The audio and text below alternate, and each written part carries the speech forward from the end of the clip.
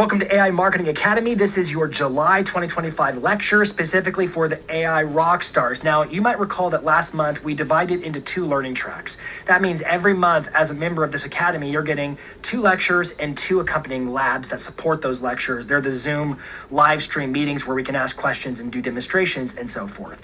And the 2 lectures each month are divided into 2 learning tracks, designated AI rookies versus AI rock stars. Now, it's probably pretty self-evident what that means. The rookies is more of a rookie level, foundational level use of AI, whereas the rock stars is going to be a bit more advanced. It doesn't mean that one is of more impact than the other in terms of marketing results and so forth. It just means that they're going to refer to either more or less complicated stuff throughout the course of the lesson. Well, you are attending the Rockstar session. And so today's topic is titled Coding Emails Without Coding. And there's something that happens when the word code gets mentioned. When people hear the word coding, their defense is sort of just like, stay away from me. And they have this kind of scared response to Java, JavaScript, SQL, Ruby on Rails, PHP, Python, SQL. Computer programming is, it's way beyond me. It's so technical. And I want to take a different perspective today and say, maybe it's not too technical for you. Maybe by the end of the session today, you could in fact be leveraging the use of code to scale your marketing by proxy of AI. Now, I think I know why words like code can be very intimidating. I mean, sometimes if I just say the word code, you might feel like the sense of going like, I can't hear you anymore. And I don't want that to be a reaction to it. I want you to think like, hey, you know what, this could be possible. But here's the reality check of all things digital, the rise of technology and digital marketing. It's been a very steep learning curve. I mean, my goodness, we're talking about pixels and tags and SEO and some of the subjects that we get into in a world of digital marketing. They are just frankly technical and tedious. But we have this misinterpretation of AI because AI is actually on your side. AI is here to help you do the work that is otherwise maybe beyond your learning curve or too technical, and it does it for you. And so I just want you to take a different perspective today, to suspend your disbelief about the word coding, because by the end of this session, I'm going to teach you how to use code for your marketing purposes in a way that is strategic and intelligent and useful, and frankly, not that challenging. But you got to trust me a little bit. So let's break down for a second, what is code? Code, I would explain it like this, is a set of written instructions that tells a person or a machine exactly what to do or what to perform step by step.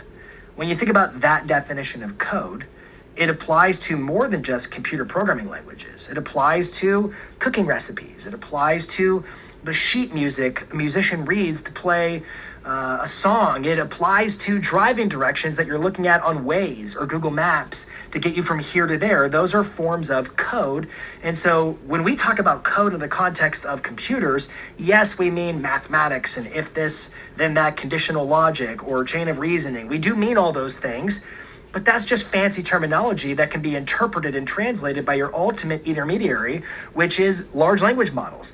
Today, our top large language models, which, by the way, if you're new to the program, and you are in the Rockstar session, I'll remind you of that. But if you're new to the program and large language models is new terminology, I'm going to invite you to go check out at the very bottom of your profile page. We have a starter course called Intro to AI, and it will explain a lot of the backstory on AI so that we're speaking the same language here. Suffice it to say this, our top language models of the day include, of course, ChatGPT, sort of the OG, Google Gemini, Grok, and Claude. These are our big 4 large language models.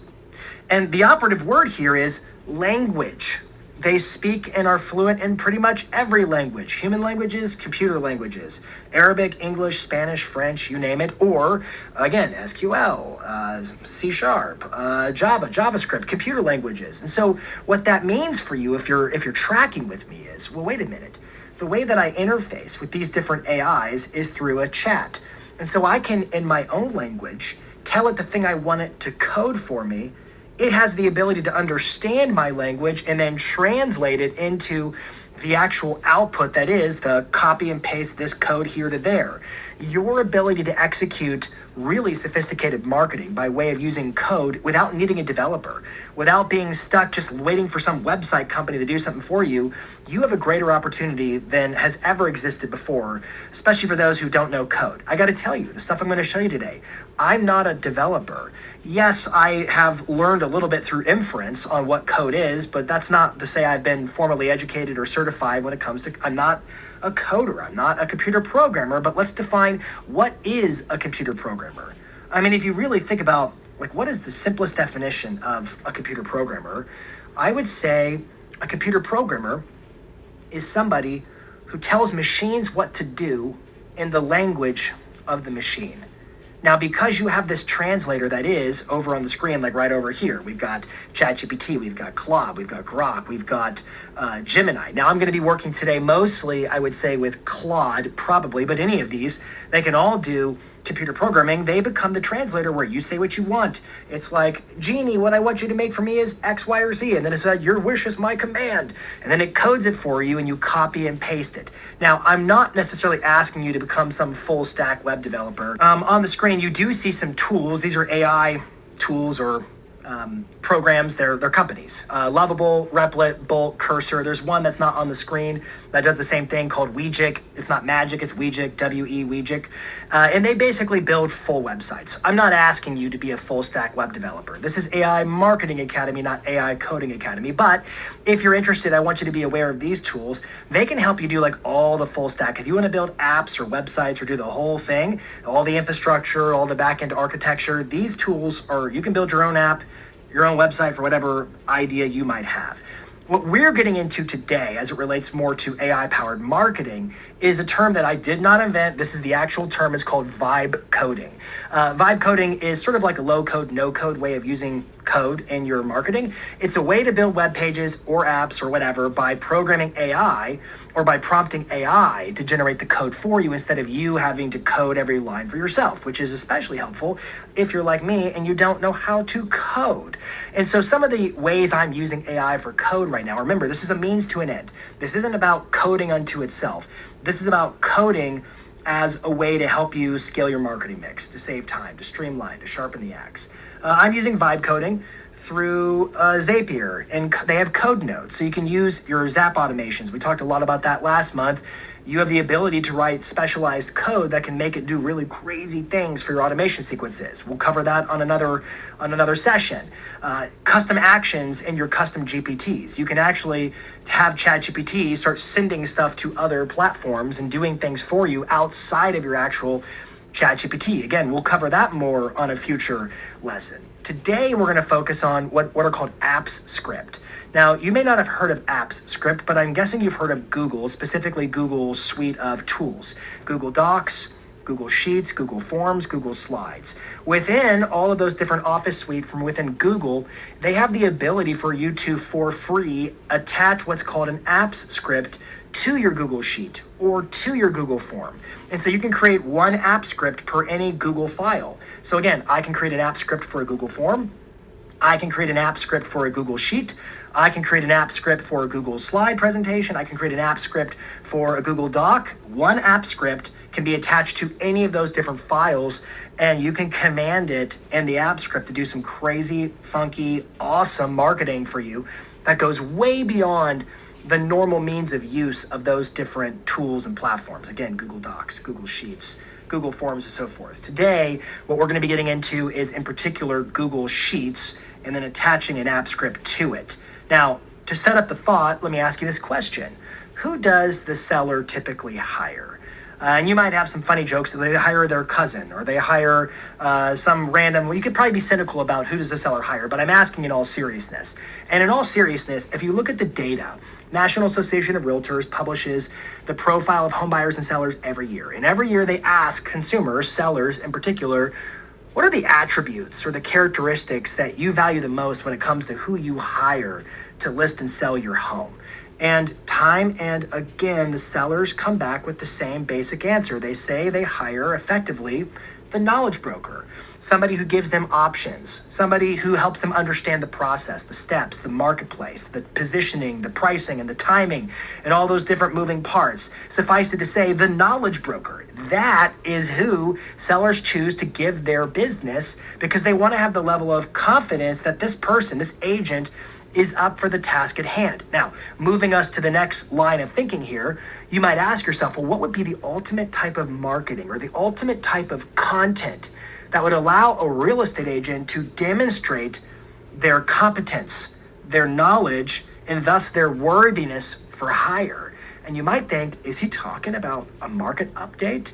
And the answer is, yeah, I'm talking about market updates. Market updates definitely demonstrate that you know what you're talking about. I would also tell you this, in a world where a lot of real estate agents lack consistent flywheel marketing.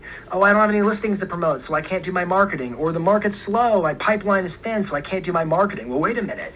If your marketing is just talking about the market in tandem with other marketing, like you're still promoting your listings, you're still doing other stuff, but you have this constant in your life of always being the knowledge broker, always demonstrating your expertise and thus your worthiness for hire. That means your content becomes a giant billboard for why somebody should work with you because you're showing what you can do for that prospective seller.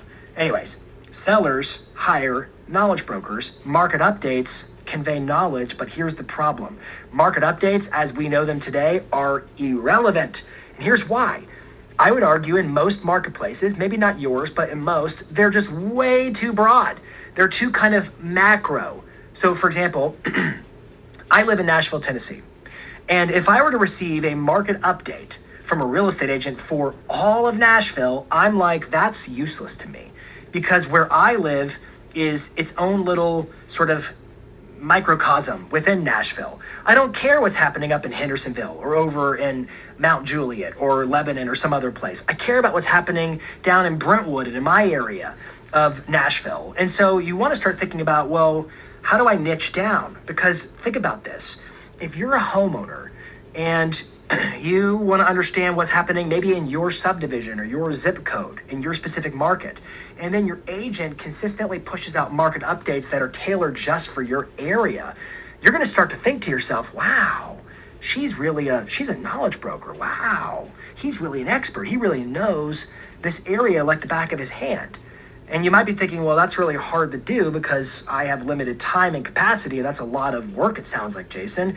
But maybe I would encourage you to read the subtext. It seems like something AI could help us solve. Anyways, track with my logic for a moment. Who do sellers hire? They hire the knowledge broker.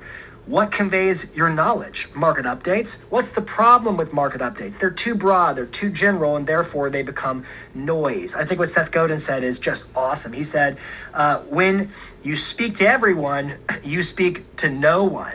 Isn't there such truth in that? When you speak to everyone, you speak to no one. So how do we niche down? How do you send out market updates that are specific to that zip code or your farm over there? And the answer is through AI. Now, I want to show you something that you've probably seen before. I'll bet you that you get an email like this roughly once or twice a month. It comes from Zillow. And it's based upon zip codes that you've been searching in.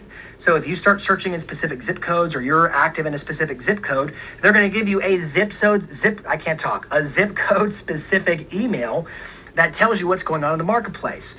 I'd like you to think for a second that it would be better if you sent that email to your database contacts than if Zillow sent them that email. I think you can agree with me, right? You're like, amen, Jason. Yes, absolutely. And so today the strategy I'm going to teach you is how do you send a personalized, branded, beautiful email to every person in your database that is tailored to where they live. It's their zip code. It's her zip code, his zip code.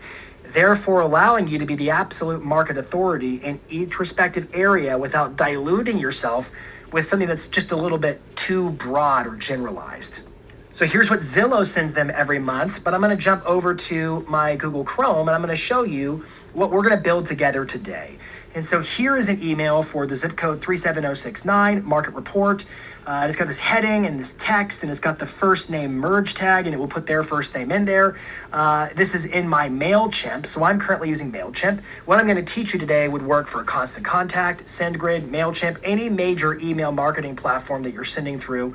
We're going to be able to work within those confines so that you would have the ability to send every single homeowner in your CRM database a specific zip code market update, maybe once a month or twice a month or whatever frequency you want. You control it. Now, when you look at this, it's got good text that explains it. It's got some nice icons here. It's got a call to action where if they click that, it emails you. It's got your information, some disclaimer text. This is a good looking, what's called an HTML email. And this is over here, all the HTML. All this code was generated by AI. This is literally a select all. I could cut it and then wait for it. The email is going to disappear and it's gone.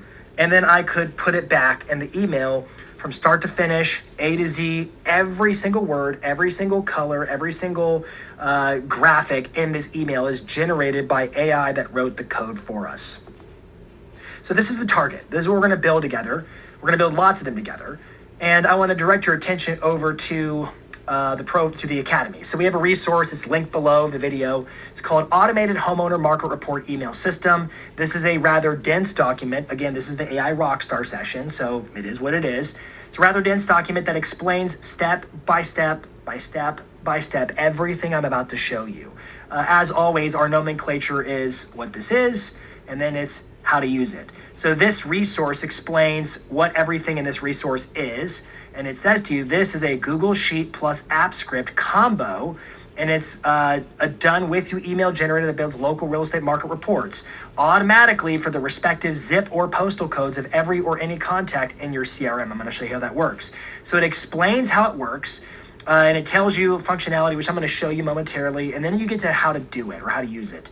And there's a 1, 2, 3, 4, 5, 6, 7, 8 steps, 8 steps, and then you get down to, at the very bottom, I'll just kind of future paste you. Here's a whole bunch of code. Now this code is very long. I don't expect you to make this code yourself. I've made it for you. It's very long, and I don't know what half of it means. I'm just kidding. I do know what it means. I prompted it to be created. All you have to do is hover over this and tap it to copy all this code to your clipboard. And momentarily, and within these instructions, I'm going to show you where to put that code. So we're going to pick it up here at how to use it.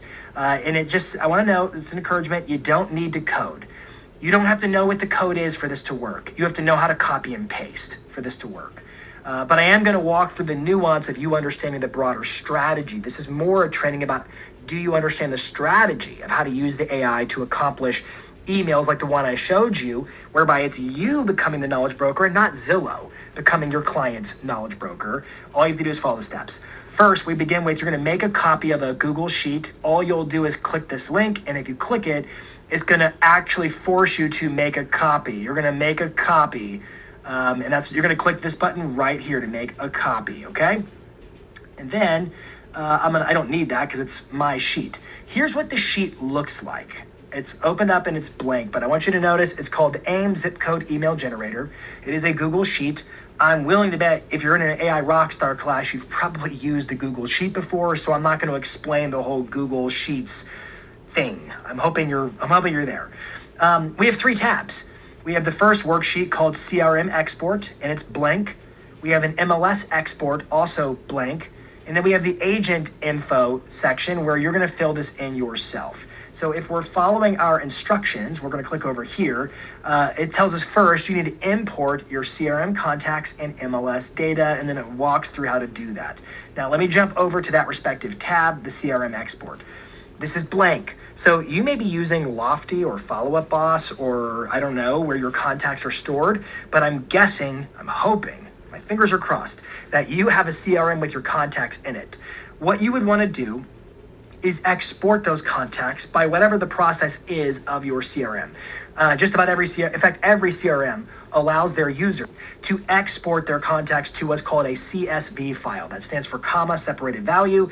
It means to a spreadsheet. And once it downloads that spreadsheet, that export, it may put it in a zip file. So you may have to uncompress or unzip that file. But once you have The actual CSV file, you simply go to your spreadsheet here, the Google Sheet, you click File, you click Import, and then you click Upload, and then you just drag it and drop it, and then you replace the current worksheet, not the spreadsheet. Just some key terminology for a second. These tabs all together are considered a spreadsheet. Each respective tab, MLS export, CRM export, is called a worksheet. So you want to replace that worksheet. You're not adding a new sheet, you're putting the contents of your export from the CRM in this specific tab. And you'll do it again for the MLS export. Now, a quick note, every MLS on the planet is a little bit different. Most MLSs allow their members to do a search. So for example, I might do a search for Franklin, Tennessee. Everything active, pending, and closed, under contract, expired, canceled, any kind of a status I can imagine for the last 6 months. I can run my search, and my MLS, where I live, lets me download everything to a spreadsheet. Now, most MLSs will let you do this. It is possible that some MLSs have a cutoff of how much data you can take at once. I don't know the rules of that. In the event you can't get MLS data, you could look at RPR, which is Realtor Property Resource, or maybe Zillow Housing Data, or maybe your Board of Realtors publishes data. There are other ways to get data, but it's definitely easiest if you can get that data from your MLS. So you download that data to a CSV spreadsheet, and then you do the same thing we just did before.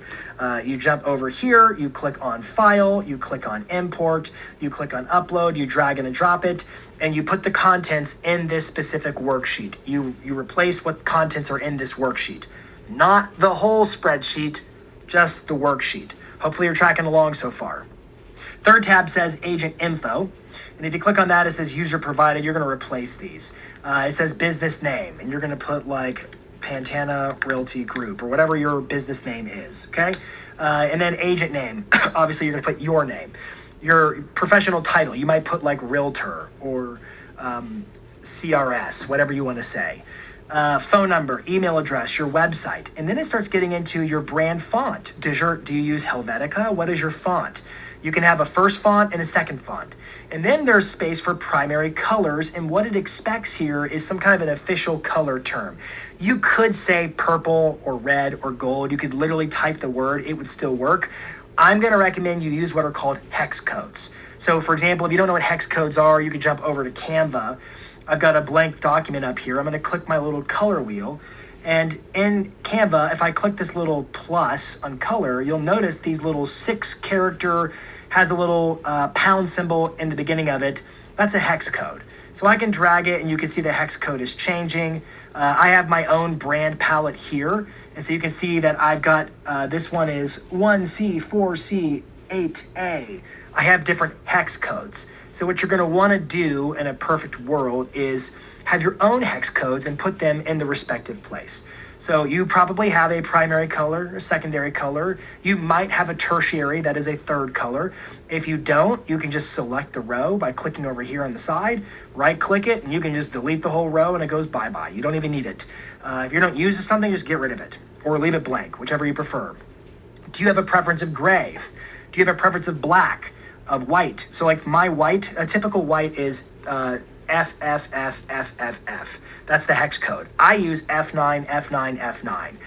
It's a slight off-white or more of a bone kind of color. And then you can have notes. You might say, I love gradients between my primary and secondary colors. Or you might say, I like whatever, you could just notes. You can just type whatever the heck you want. And that's going to be factored into the analysis we do.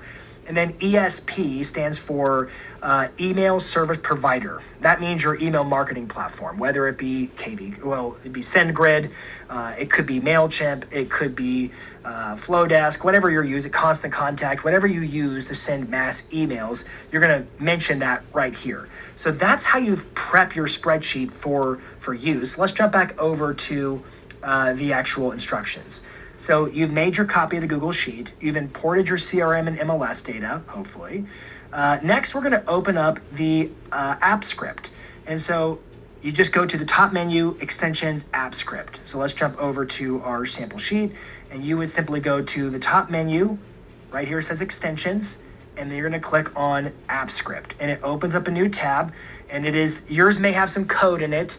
If it has code in it, just select whatever text is here and make it blank.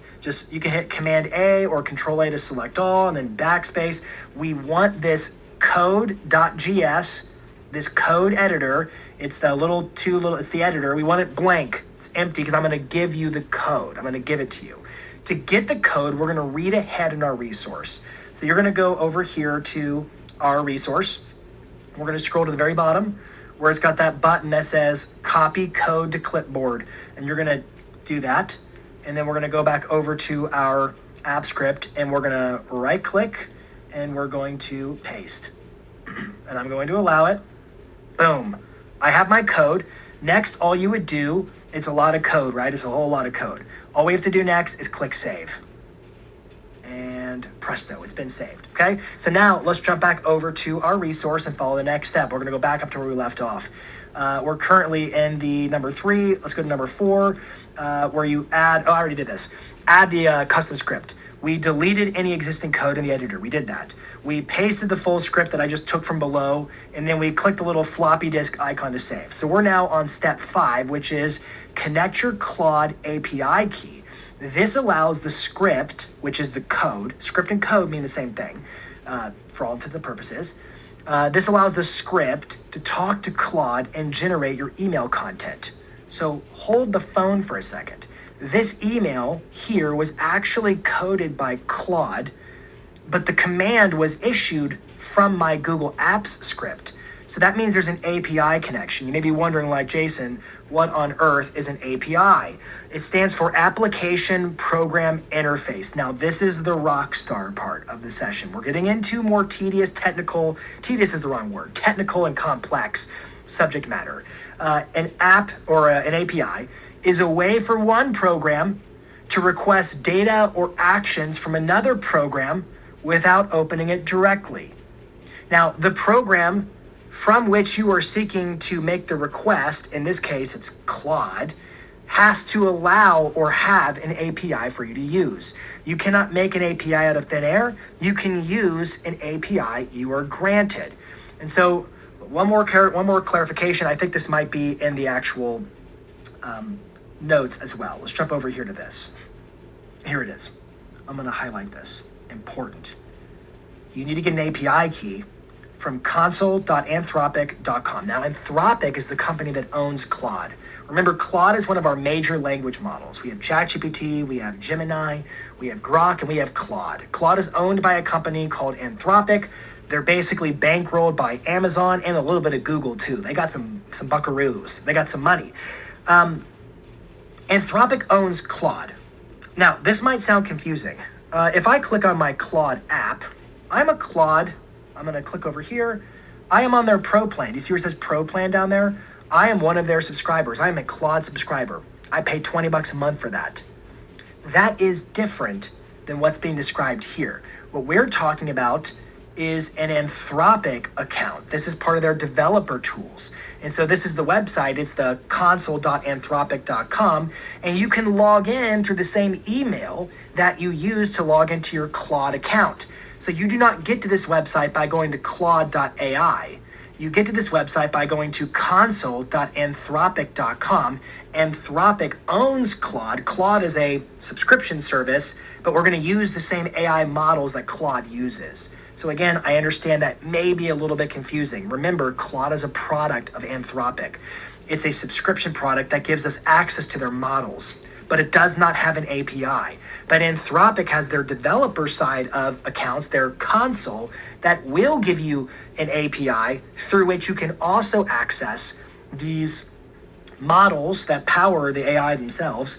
Anyways, I think that's a sufficient explanation. If you have questions, we can cover it in the lab. So you're going to let's click over here to this again. You're going to add your email address, create your account, et cetera, et cetera, et cetera. Okay, here we are. We're back on our little instructions. So we're going to go to that website, console.anthropic.com. We're going to log in or create an account. We're going to set up a billing method. You'll have to purchase API credits. So here you can see I'm actually logged in. I currently have a balance of $6.62. You can just pay through Stripe. I typically buy my credits in like intervals of $3 to $5. I do not spend much. we are going to have to pay money for this. So the way this works is every time you run your apps script, it's going to cost you a few cents, depending upon the size of your database. The bigger your database, the more zip codes are in it, the more it's going to cost you. What I do like about this is I do not put their auto reload on. It's disabled. I pay as I go. And so I just buy at intervals of $5 or $10. And then when the money's gone, I buy more credits. I have actually installed in the code. So again, if we go over here to the resource, all this code down here, there is a protection that it will not run if you lack sufficient funds. It's supposed to actually have an error so that it makes sure there's enough money in the pot so it can actually do the thing it's supposed to do. Okay, so let's pick it up where we've left off here. Let me scroll back up. You add a billing method, you can just pay through Stripe.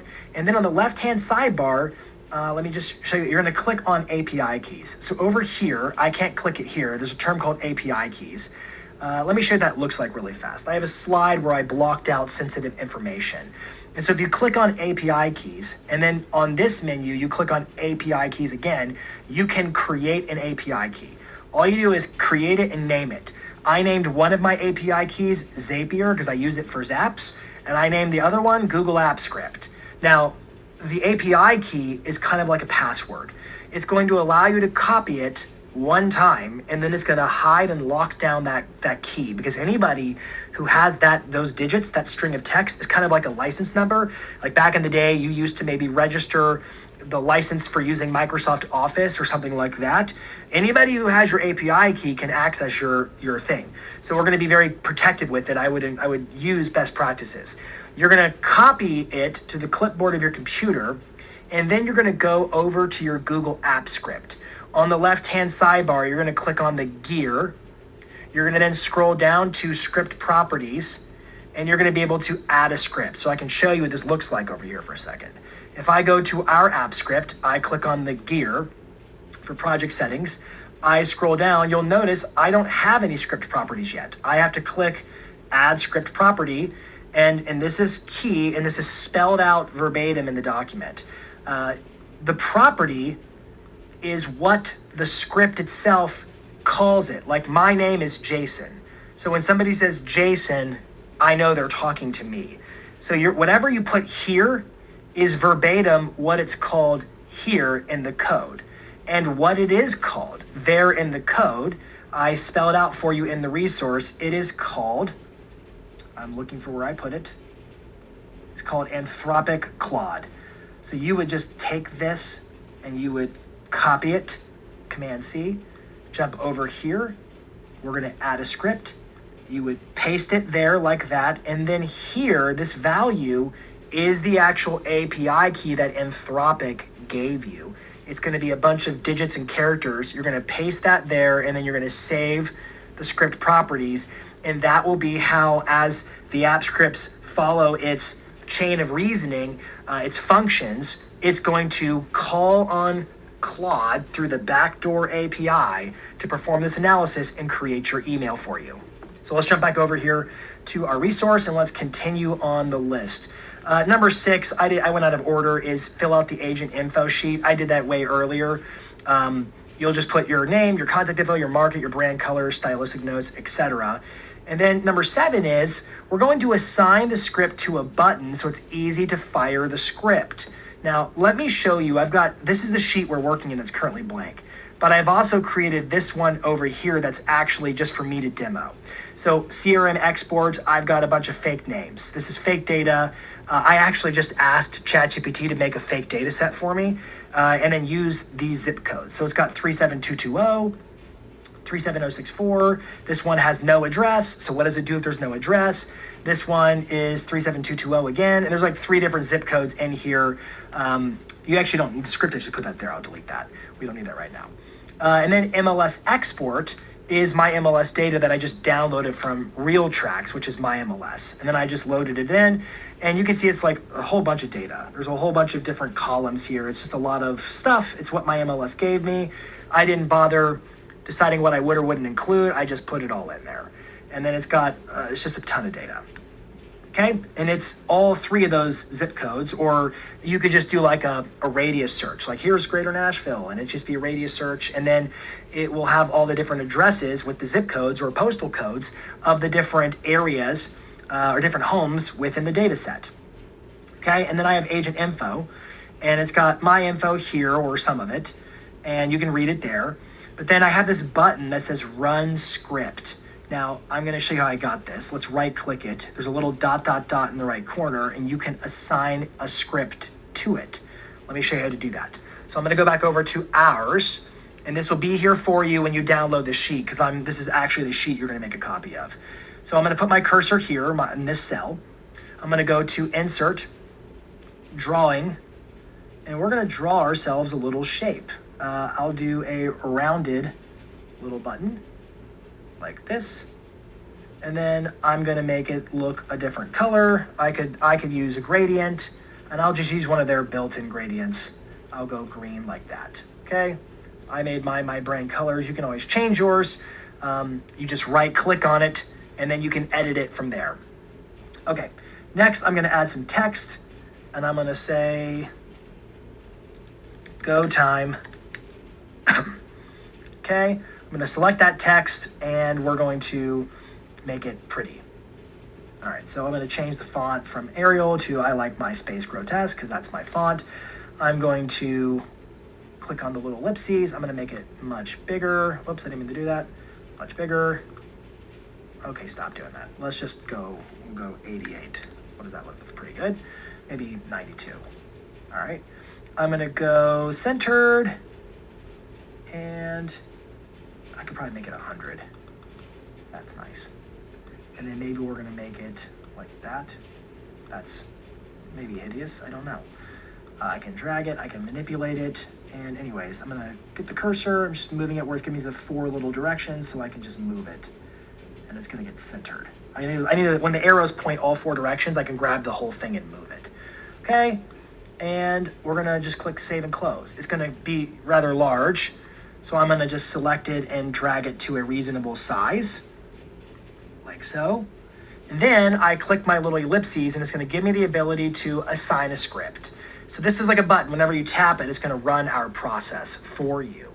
Now, if I go over here to my app script, and I go to my code over here in the editor, in this little drop down, you see a list of functions. Don't worry about what they're named. They're named. We want to generate all emails, and it needs to be like the all lowercase there, and then title case, generate all emails. So we're going to go over to this, and we're going to just type generate all emails. Okay. Now, whenever you click it, it's going to run your script. Now, it's not going to work because I haven't actually connected an API here on this one, because I don't want you to have my API to my Claude account. And so we're going to go over to my demo that I've made for us, which actually has data in it. And if I click run script, you can see it's now running the script in the background. So once you've made your app script, I don't ever really need to go in here again. I can just close this tab and be done with it because I've linked it up to the spreadsheet. And so we're going to let it run. It takes a couple of minutes. One of the notes that you should be aware of is the API with Anthropic can throttle. And so if you have too many requests at once, it will like, no, you can't come in. And so there's actually like a minute in between each request. So this can take several minutes for the script to run. So I'm going to, at this moment, pause the video, and I'll be right back with you.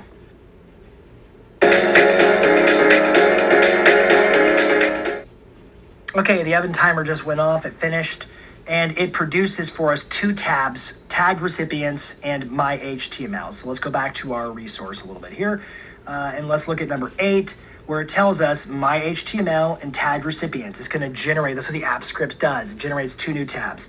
My HTML contains styled email content by zip code or postal code. It actually has the ability to discern, is it Canada, Mexico, Europe? Where is it? Was it a zip code in the US? What is it? Just double click any cell. And by the way, I didn't mention this earlier. It also has the ability to basically find a zip code within a full address, or if it's in its own column, whichever way it can find it, extract it, organize it. Anyways, it does that one.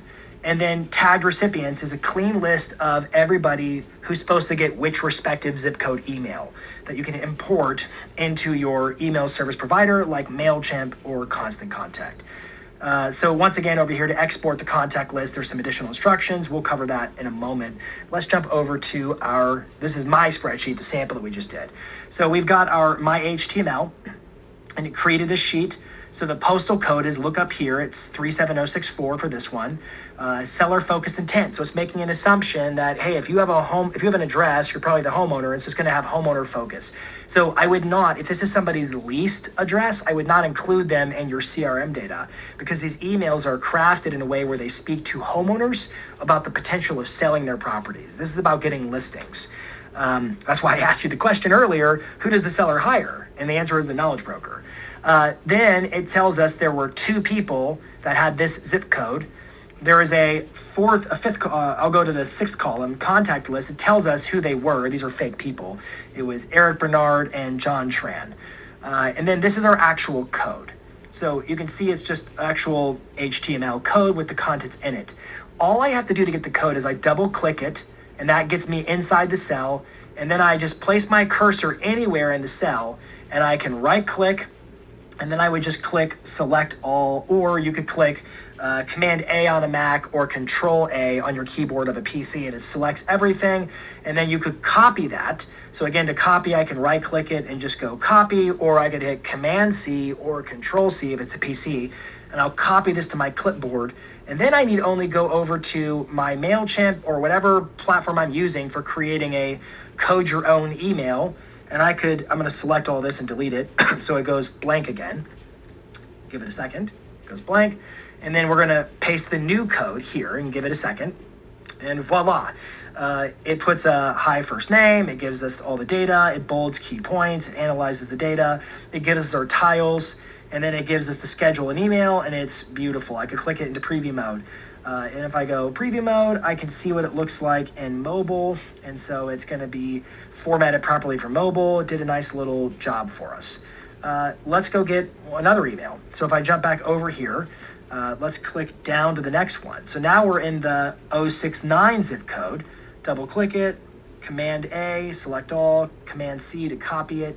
I'm going to jump over here to my email once again, Command A to delete it, then Command V to paste it. And then let's get the 37069 zip code. You're going to notice it's going to be a standardized look because we've hard-coded instructions about what the email is supposed to structure like. Now, the colors and the fonts are going to be subject to whatever you put in your agent info tab.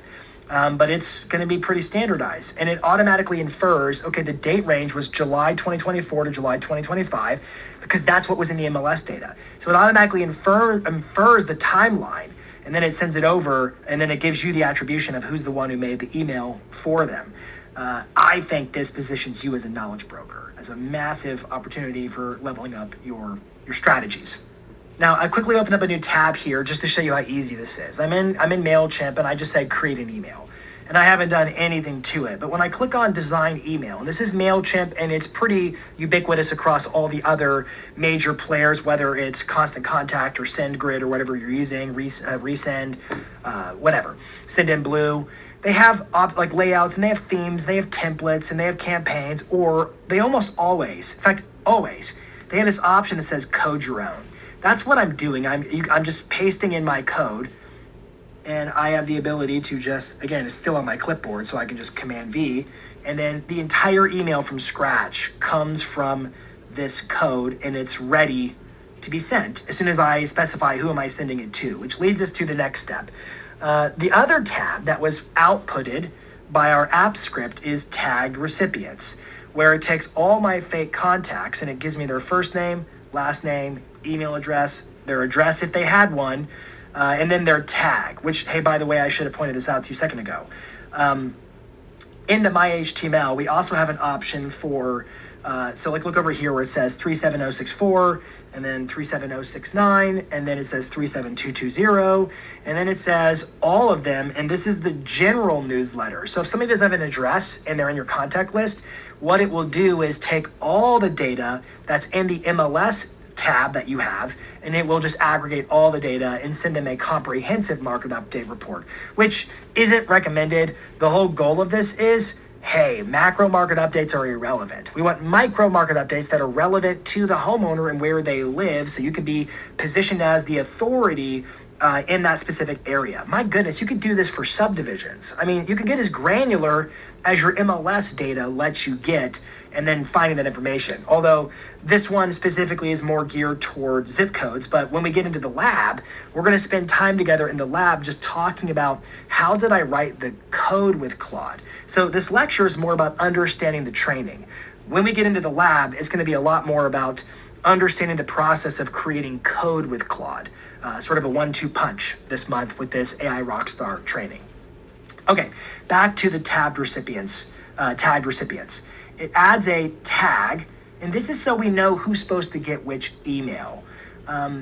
Just for kicks and giggles, I want to go back over here to the instructions, and you'll see how do you export your contact list. You go to the tagged recipients tab, check, we did it. In the top menu, you click File, Download, and you download it as a CSV.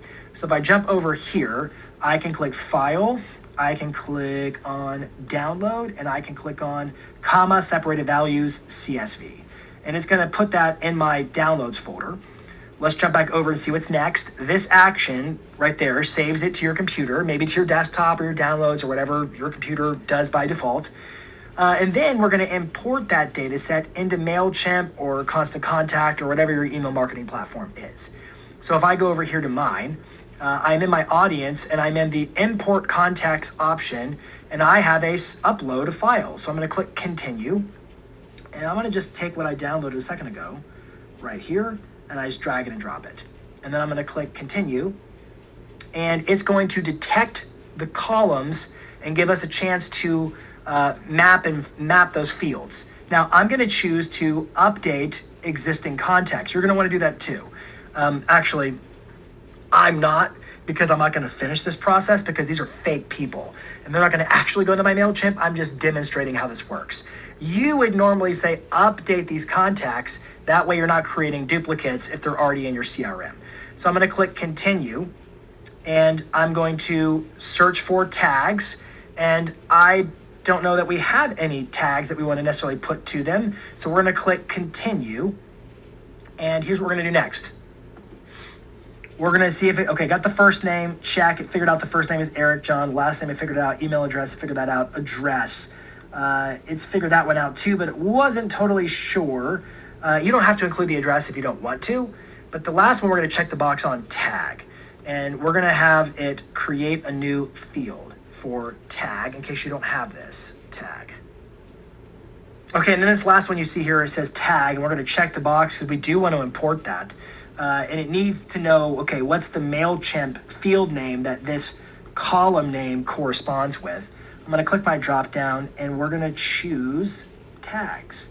And so it's going to bring in these respective tags so that when you choose this in your email, you can send 37064 only to 37064, 37069 only to contacts in 37069. That way they're getting the right emails. Now you might be thinking, well, what if somebody lived in 37069 and they moved to 37220? Well, they're going to get 2 emails, and that's fine, I would argue. You would click continue, and then it's going to confirm that they're going to be subscribed, and then it's going to complete it and confirm it. I'm not going to go that far because it's unnecessary right now. But this is the process to get emails that look beautifully branded and just like you are the absolute local authority in your marketplace. Now, remember, when we get together for the lab session, we're going to spend more time talking about the actual code. I went through sort of the pep talk in the beginning. Don't be intimidated by code. It's code. At the same time, recognize it as a set of written instructions that are going to tell our app script what to do. But I want to give you an understanding of how can you get Claude to code things for you, because I'm doing GPT actions, like I said, Zapier automations, also these app script, so that you can make your marketing fire on all cylinders and position yourself to be the dominant brand of choice in your local marketplace. Who does the seller hire? And the answer is the seller hires the knowledge broker. And I just think AI is unbelievable. It helps you do more, helps you do it faster, helps you do it better. Thank you so much for being a part of this academy and for attending or watching this specific session. I can't wait to see you in the upcoming lab. All the resources are down below. Take a peek. And if you need to watch this one twice, I get it. This is most definitely an AI Rockstar session. If you're watching this session and you haven't watched the AI Rookie session, you're going to want to watch that one too.